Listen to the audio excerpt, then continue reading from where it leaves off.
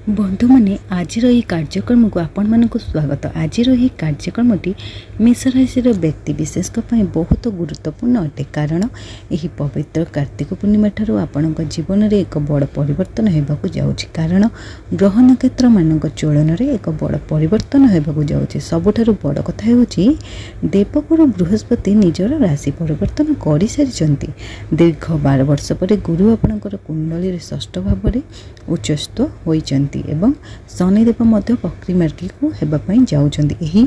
यह व्यतीत ग्रह मानकर राजा सूर्यदेव आपणकर अष्टम भाव को बाहरी आपणकर नवम भाव में प्रवेश करेंगे। आपणकर भाग्य भाव को प्रवेश करेंगे। आपणक नवम भाव में बुधादित्य राजयोग निर्माण होगा जाऊँगी जहाँ आपणकर भाग्य को प्रबल बनवाक जाऊँगी।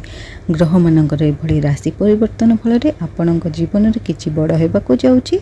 आपण जीवन में जो सब समस्या लगी रही से सब खूब शीघ्र आपणकर दूर होगा जाऊँगी। पुनर्बार आपण जीवन में खुशी फेरवा जाऊँगी।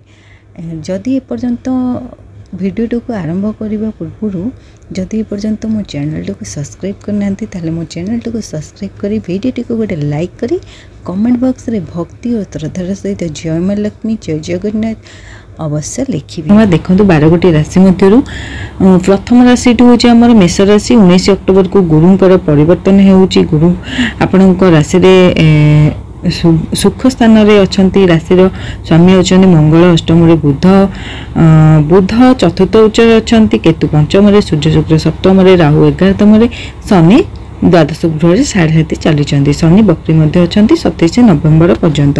तेरे दर्शक बंधु वर्तमान आसतु स्वास्थ्य विषय आलोचना करना। स्वास्थ्य विषय आलोचना कले प्रथम गृह को स्वास्थ्य गृह बोली माना जाए। इम्यूनिटी सिस्टम गृह बोली माना जाए एवं आपणकर निजर गृह बोली माना जाए।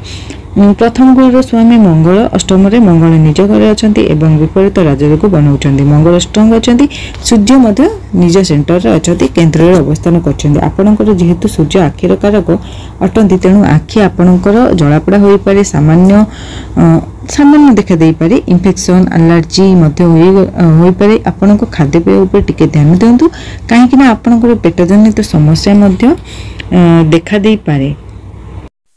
16 नवेम्बर पर आउ विशेष किसी सामान्य ना जमीती कि कहली इन्फेक्शन एलर्जी आपण पेट जनित समस्या देखा जाए पारे 16 नवेम्बर पूर्व तापर सबकिछि भल हो जिवो।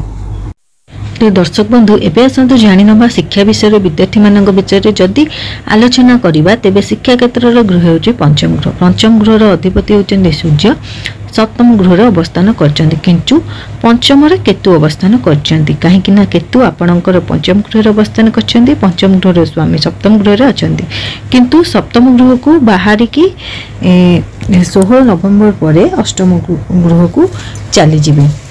तेणु भल देखा जाऊना कन्फ्यूजन आपण मन देखा दे पारे। आपण किछि ना किछि माने अप डाउन हो पारे। आपणकर पाठ पढ़ारे मन न लगी पारे। तेणु कौन कोचिंग सेंटर जॉइन करने पे चाहूँगी कौन क्लास रे जॉइन करने पे चाहूँगी 16 नवेम्बर पूर्व करंतु आपणकर पाठ पढ़ा बहुत भल ही देखा दउची। ता पर कले किछि भी भल देखा जाऊ नाही। तेणु जहाँ भी करछंती 16 नवेम्बर पूर्व ही करंतु। एवं आसतु जाणी ना आपंकर लव रिलेशन विषय प्रेम जीवन विषय। देखो प्रेम जीवन गृह हूँ से ही पंचम गृह होता है। तो पंचम गृहर अधिपति होती सूर्य सप्तम गृह अच्छा। देखु आपणकर निज निज भितर मिसअंडरस्टैंडिंग मन मतांतर झगड़ा झांटी हो पारे। जदि आपणकर रिलेशनशिप रे सेमती किछि थिला से ब्लॉक भी कर दियंती खराब हो पारे। माने आपण डिसीजन किछि नौचंती ध्यान रखियंतु नियंतु कारण आपणकर ये डिसीजन ध्यान देवार अच्छे कि ए मासरे आपणकर भल देखा जाऊना कहीं केतु पंचम अच्छा 16 नवेम्बर पर द्वितीय को माने द्वितीय घर को आसीजे सूर्य एवं मंगल मध्य देखिबे। तेणु आपणकर सेते भी भल नहीं। तेणु आपन जहाँ भी किसी कर भावी चिंती कि करंतु। एवं आसतु जाणी ना आपणकर वैवाहिक जीवन विषय। देखो आपणकर वैवाहिक जीवन घर होता है सप्तम घर। सप्तम घरे शुक्र निज राशि ही बसी। शुक्र जेबे सप्तम घरे हुई सप्तम घरे ही अच्छा बहुत भल बनइबे मैरिड लाइफ आपन को बहुत भल जीव सांगरे सूर्य मध्य अच्छा सूर्य नीचे अच्छा आपन को लाइफ पार्टनर को लाइफ माने लाइफ ऊपर बहुत भल अच्छी लाइफ पार्टनर को सहित बहुत भल कटिबो लाइफ पार्टनर जे चाहते से आपण पे करिवे टिके एग्रेशन राग माने एमती टिके होई पारे किंतु शुक्र जेहेतु अच्छा सब किछि संभाली नेबे तेबे किछि भी माने आपण करूछंती तो शुक्र अछंती पूरा साथी मिलिबो माने आपणकर ए मास बहुत भल अच्छी आपण जहाँ भी किसी करिया चाहिए आपण जीवन साथी से करेंगे ट्राभेलिंग मध्य आपण करि पारंती आपणकर बहुत भल अच्छी एबे आसतु जानि नबा आपणकर भाग्य विषय देखंतु भाग्यर स्वामी होचंती बृहस्पति चतुर्थ घरे अछंती पूरा 12 वर्ष पर चतुर्थ घर को आसीचंती से पुणी उच्चरे भाग्य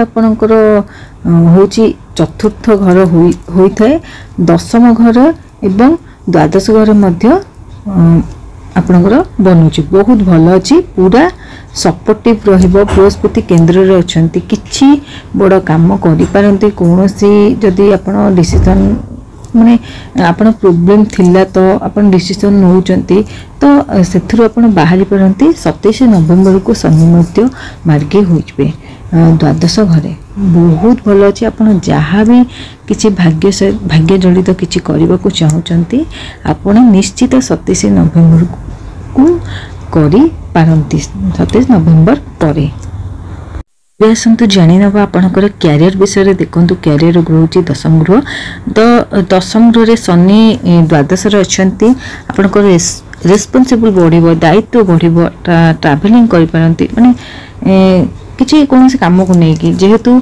द्वादश केतु अच्छा मेहनत हम तापर आपण माने बहुत किछि माने आपण जहाँ भी किछि भाबुचंती सब करि परिबे आपण बसुचंती बसिबा द्वारा आपण को थिबा नेगेटिव भावना आसी पारे तापरे आपण को कर्म माने आपण कर्म करंती शनि होचंती कर्मतारी माने कर्म करक तो जेउ माने बाहर को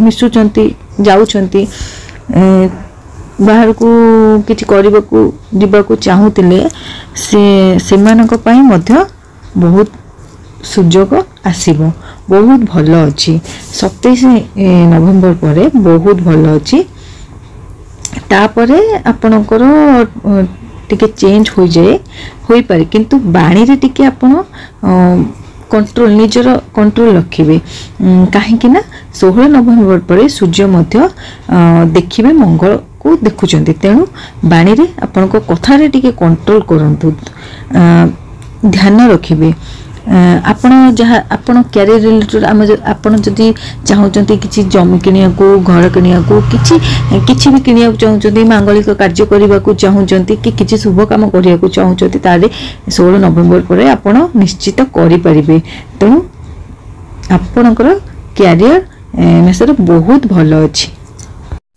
एबे आसतु जानी नबा आपनकर व्यापार वाणिज्य विषय देखंतु व्यापार वाणिज्य आपनकर बहुत भल अछि 25 नवेम्बर पर आहुरी बेसी भल अछि जेते बेले बुध सप्तम को आसी जिबे माने आपण सप्तम को जेते बेले बुध आसीबे ए मास पूरा बहुत भल रहिबा आपनको बिजनेस पाई आपण बिजनेस रे भल भी उन्नति आपण करिवे जदि आपण का संगे पार्टनरशिप करिकि माने चाहिए करूछंती किछि ताहाले भी बहुत भल अछि आपण करि परिबे काहे कि ना देखंतु शुक्र जेहेतु सप्तम रे अछंती माने आपणकर डेली इन्वेस्ट हो माने आपण जेतिकी इन्वेस्ट करिवे सेतिक भी आपण पाइबे तेणु आपणकर आपणकर जो खर्च करिवे जेति खर्च करिवे सेति भी आपनको लाभ भी मिलबो बहुत वृद्धि अछि तेणु आपण ए मास बहुत आपणकर व्यापार वाणिज्य बहुत भल अछि आपण जा करिया को चाहछथि करि भी पारिबे आम नवग्रह स्थिति तो जानले सबकि ए विषय आलोचना कले एबे आसतु जानि नबा यार प्रतिकार उपाय देखंतु आपण शनिकर बीज मंत्र पाठ करंतु हनुमान चालीसा 108 थर पाठ करंतु मंगलकर बीज पाठ करंतु सूर्य को जल अर्पण करंतु सूर्य को प्रतिदिन पूजा करंतु देखिए आपणकर दिनटी बहुत भल कटिबो मासटी भी बहुत भल कटिबो जहाँ जहाँ भी कहली आपण सेया करंतु।